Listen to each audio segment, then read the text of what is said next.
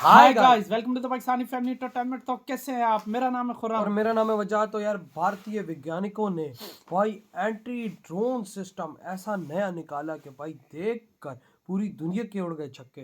ये अब कौन सा नया एंटी ड्रोन निकाल दिया यार? यार क्या पता, वैसे ड्रोन के टेक्नोलॉजी में इंडिया तो काफी ज्यादा आगे जा काफी रहा है। बहुत आगे नहीं जा रहा, हर से नई से नया हथियार बहुत बना यार, रहा। बहुत। तो ये तो देखते हैं यार कैसा ये बनाया है यार। हाँ ना यार, ये तो वॉच करेंगे तब हाँ, इसके बारे में कुछ कह पाएंगे। तो गो ऑन करते स्टार्ट।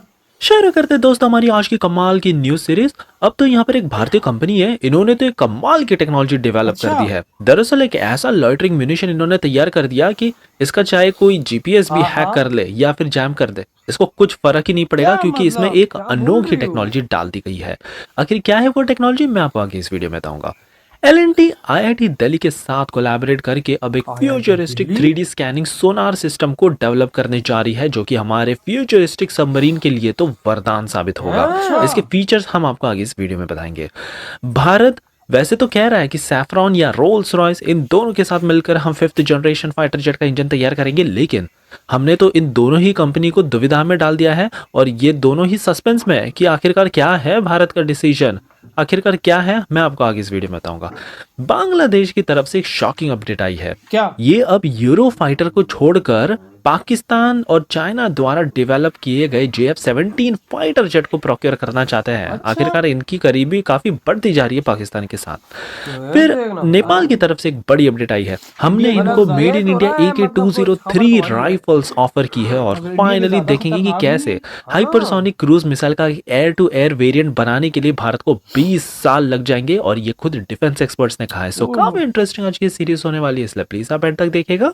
साथ ही में अगर आप चैनल पर नए हैं, इस तरह की अमेजिंग न्यूज सीरीज अगर आपको हर दिन देखनी है ना, तो प्लीज हमें सब्सक्राइब करना बिल्कुल मत भूलिएगा, क्योंकि ऐसी अमेजिंग सीरीज हम आप तक अब हर दिन ला रहे हैं।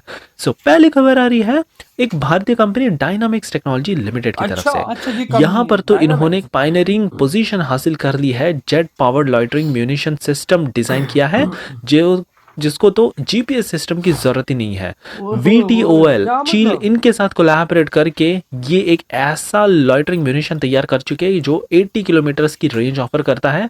और सबसे खास बात, चाहे दुश्मन देश चाइना या कोई भी इसका जीपीएस हैक कर ले हाँ। या जैम कर ले, इसे कुछ फर्क नहीं पड़ेगा, क्योंकि कुछ यहाँ पर भी एक नहीं होगा। अनोखी टेक्नोलॉजी का यूज किया जा रहा लिंक के बगैर है। क्या है वो GPS टेक्नोलॉजी का नाम?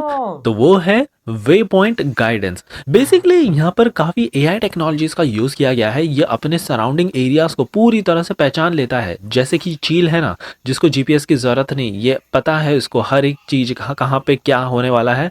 तो उसी तरह का टेक्नोलॉजी ये लॉइटरिंग म्यूनिशन ये यूज देखिए करता रही है। हो और भाई सबसे साहब। कमाल की बात, क्योंकि ये जीपीएस सिग्नल्स रिसीव और सेंड करना, ये जो पूरा सिस्टम था ये बंद हो गया, तो इसका इलेक्ट्रॉनिक सिग्नेचर पूरी तरह से खत्म हो जाता है, रेड्यूस हो जाता है, जिससे इसको डिटेक्ट कर पाना और भी ज्यादा मुश्किल हो जाता है। तो ये तो हमने अरे और भाई, भी ये ज्यादा एक और स्टेल्थी खतरनाक टेक्नोलॉजी है। बना लेवल दी। देखना भारत सबसे का यार। अनोखी बात ये भी है कि इसे पूरी तरह से ऑटोनोमसली हम डिप्लॉय कर सकते हैं विदाउट एनी ह्यूमन इंटरवेंशन। अच्छा। तो ये अपने बलबूते पर डिसीजन लेकर काउंटर मेजर्स भी ले सकता है। तो क्या अच्छा, खुद कमाल की से ये भी? टेक्नोलॉजी भारत ये के क्या साइंटिस्टों टेक्नोलॉजी की है टीम यार, ने है बनाई ना? ये है। कैसी वाकई हमारी यार? अगली खबर आ रही है एल&टी की तरफ से।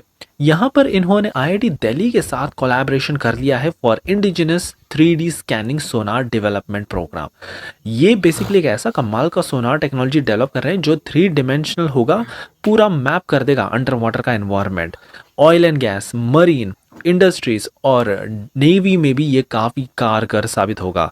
यहाँ पर सबसे पहले तो हाई रेजोल्यूशन इमेजिंग टेक्नोलॉजी का यूज किया गया है, फिर इसको ऑटोनोमस व्हीकल में हम डिप्लॉय कर देंगे, इंटीग्रेट कर देंगे, और फाइनली टेस्टिंग एंड डेवलपमेंट किया जाएगा। एल&टी के पास यहाँ पर कई तमाम रियल वर्ल्ड टेस्ट ऑर्गेनाइज करने की क्षमता है। ये सारा कुछ टेस्ट करेंगे अपनी फैसिलिटी में, और तब जाकर इसको भारत डिप्लॉय कर देगा।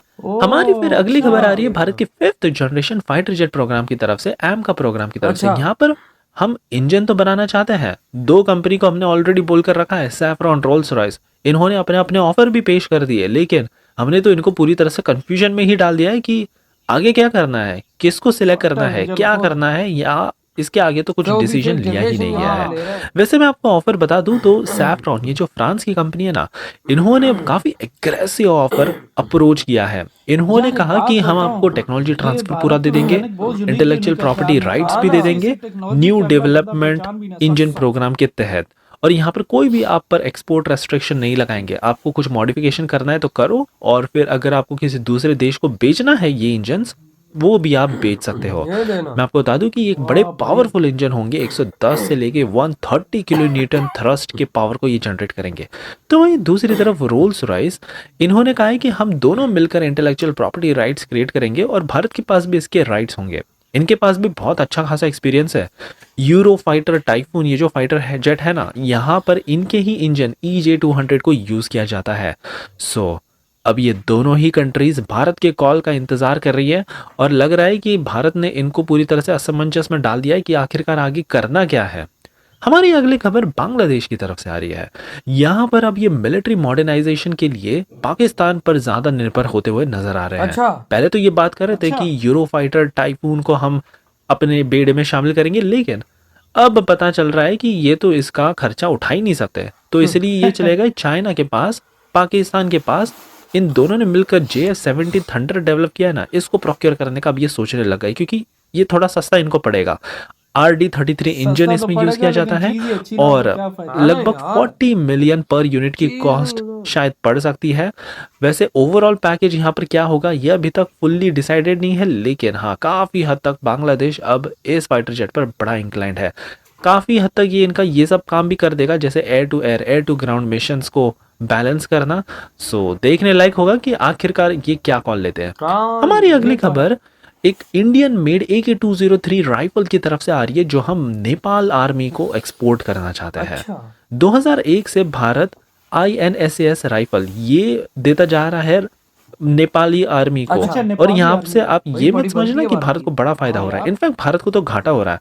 हम इतने ज्यादा जेनरस हैं कि इनको 70% सब्सिडी दे रहे हैं, सब्सिडाइज प्राइस में ये बेच रहे हैं, ताकि 70%। इनकी आर्मी को हम थोड़ा सा स्ट्रांग बना सके। लेकिन Bharat already AK-203 rifles Bharat में बना रहा है। अमेठी में, उत्तर प्रदेश में इसकी फैक्ट्री खुद है। बनाता है हमारे भारत। पास सारे राइट्स है रशिया के साथ कि ये सारा कुछ भारत में बनाया जा सकता है, और अगर भारत को एक्सपोर्ट करना है तो हमारे पास वो भी राइट्स अब मिल चुके हैं। सो भारत वही सोच रहा है कि हमने तो सारा कुछ रिप्लेस कर दिया हमारे पुराने राइफल्स, अब नेपाल को भी हम ये ऑफर कर सकते हैं। तो अब देखने लायक होगा कि नेपाल की तरफ से यहाँ पर क्या रिस्पॉन्स आता है। हाँ। इधर हुई ये वीडियो खत्म भाई। भाई साहब वजह ये देखना यार, ये इंडिया के वैज्ञानिक क्या से क्या बना रहे यार होते देख हैं ऐसे चीजें यार। टेक्नोलॉजियां बना रहे हैं कि भाई साहब अगला डिटेक्ट ही नहीं कर सकेगा, अगला हैक ही नहीं कर सकेगा भारत की हाँ, चीजों को। मतलब उसमें वो क्या GT ना, GPS। GP, हाँ GPS सिस्टम, मतलब एक तरह से लगा ही नहीं होगा। आप भले कर लो, हैक कर लो, जाम कर लो, वो आपको हिट करके छोड़ेगा। नहीं, और भाई साहब AI सिस्टम के थ्रू सारा कुछ होगा यार। ये हाँ। तो भारत की टेक्नोलॉजी यार है ये कैसे बनाते हैं वजह यार। समझ मैं नहीं खुद आता भाई, मुझे कहाँ से समझ दिमाग आता लड़ाते कि हो भाई ये ये चीजें। कर कैसे लेते हैं यार। हर चीज नए से नए चीज से बनाएंगे। हाँ अच्छा, वो ना। ऐसी चीज बनाएंगे जो दुनिया ने बनाई होगी, वो उससे अलग तरह की हाँ बनाएंगे, ना। यानी कि अपने दिमाग से वो एक चीज यार बनाएंगे। वही और वो तो देख, वो अपना निशाना खुद भी ढूंढ लेता है। ऑटोमेटिकली AI के थ्रू हाँ सराउंडिंग एरियाज को पहचान लेता, अपने टारगेट को वो पहचान लेते, इसलिए GPS की तो जरूरत ही नहीं। तो फिर कितना खतरनाक होगा सोच कि अगला बहुत, बच ही नहीं सकता। अगला बहुत। कहेगा कि मैं उसका GPS हैक कर लूं, ये जाम कर दूं, तो वो तो होगा नहीं, बिल्कुल। वो आपको टारगेट करके रहेगा। ऐसा ही है भाई। और लेकिन यार मैं कहता हूँ कि जिस तरह से भारत ये क्रिएशंस कर रहा है भाई साहब, 2 से 3 सालों बाद भारत उस लेवल पे होगा कि भाई साहब चाइना कसम से अपने आप को चपेड़े मारेगा। चाइना क्या बनाता है यार, चाइना की चीज तो वही होती है ना, चले तो चांद तक, ना चले तो शाम तक, उसकी चीज पे आप भरोसा नहीं कर सकते हो। लेकिन जो इंडिया चीज बनाता है उस पे आप 100% भरोसा कर ये सकते बात हो यार। 100% और सस्ती और टिकाऊ। हाँ, और अच्छी चीज भी। अब जैसे यार ये देखो, इंडिया जो है, मुझे लगता है कि आने वाले कुछ सालों में जो हथियारों का है वो नंबर 1 पे एक्सपोर्टर हो जाएगा। बिल्कुल, जिस तरह की चीजें आ रही हैं, जिस तरह की चीजें आ रही हैं, अब तो ये देखो ना, नेपाल को भी राइफलें दे रहा है, और वो भी 70% सस्ती। 70% सस्ती। तो तो अंदाजा सोच, लगा। अगला धड़ाधड़ लेगा, और जब वो चीज चलाएगा उससे और मुल्क देखेंगे तो वो भी लेंगे ना उससे भाई, Exactly। क्योंकि फाइट में ये भी चीजें तो काम आती है अबे ना ऐसी दुश्मन को। वैसी। तो यार आपकी क्या थॉट है इस बारे में? इधर ही वीडियो खत्म करते तो तो बाय।